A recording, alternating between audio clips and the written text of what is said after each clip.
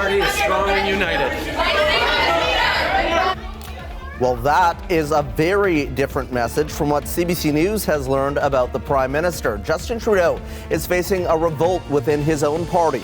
Several of his MPs are now urging the Prime Minister to reconsider staying on as leader of the Liberal Party. They've given him an ultimatum to make a decision by Monday. Justin Trudeau says he hasn't changed his mind. Well, we are now joined by Stephen Maher. Stephen is a political reporter and joins us from Halifax this evening. Thanks for being here, Mr. Maher. Appreciate it.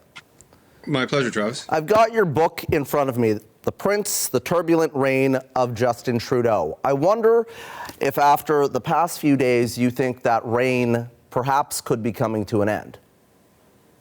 We're certainly closer to the end than the beginning, for sure. I would not advise Mr. Trudeau to be going and buying any green bananas.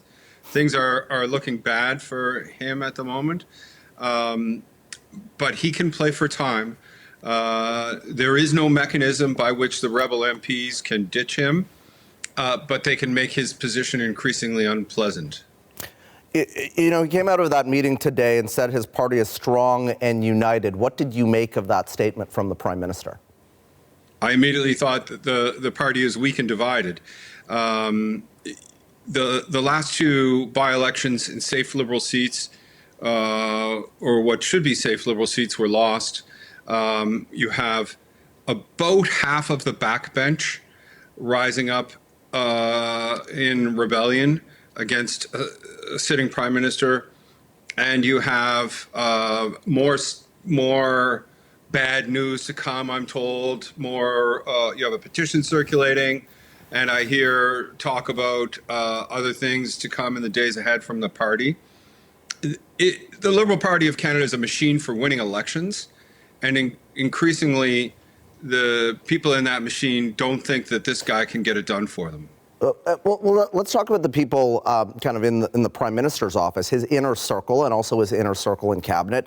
You know, there's Katie Telford, there's Brian Cloud, Ben Chin in terms of his office. And then within cabinet, Mark Miller, a big advocate of his, LeBlanc, Freeland.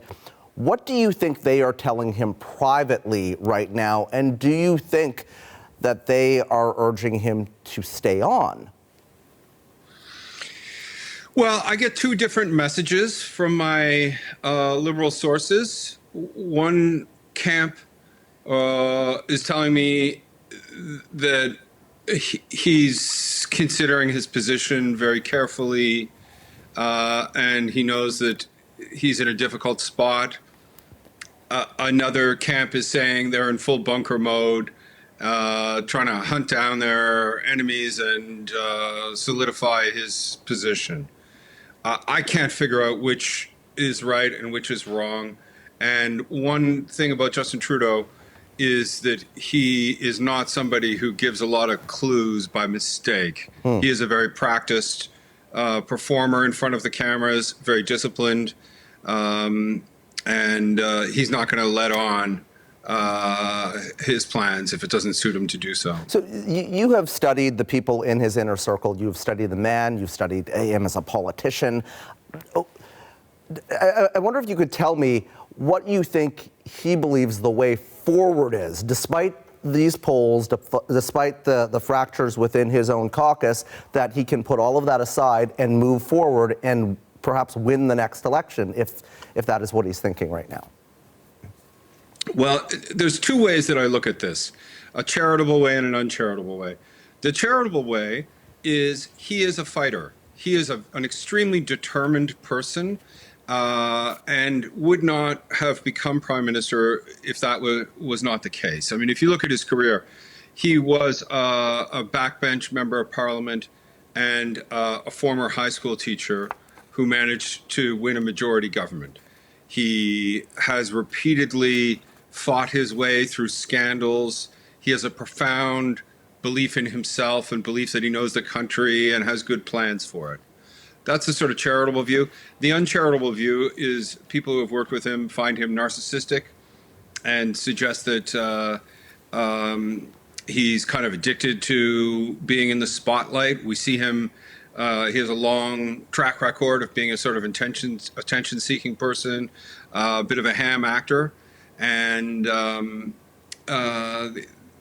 that view would be that he doesn't want to step out of the spotlight.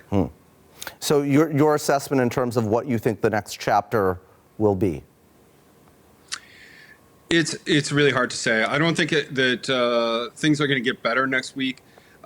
There's two big things coming in the next couple of weeks. One is the U.S. election.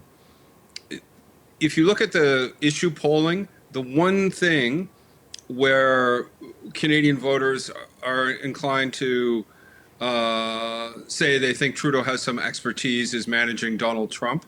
So there is a view that he wants to wait to the election, which is, if it's a Trump victory, is going to be a very challenging moment for the country, and it may open a sort of window for Canadians where they'll pay attention to Trudeau.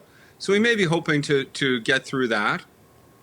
The other thing is he's got 4 or 5 cabinet vacancies, and so he may hope to divide and conquer the would-be rebels in his caucus by dangling these cabinet seats in front of the members. Well, we will certainly wait and see what happens next week. We appreciate your expertise and analysis on the developments of today. That is Stephen Maher, a political reporter, joining us tonight from Halifax.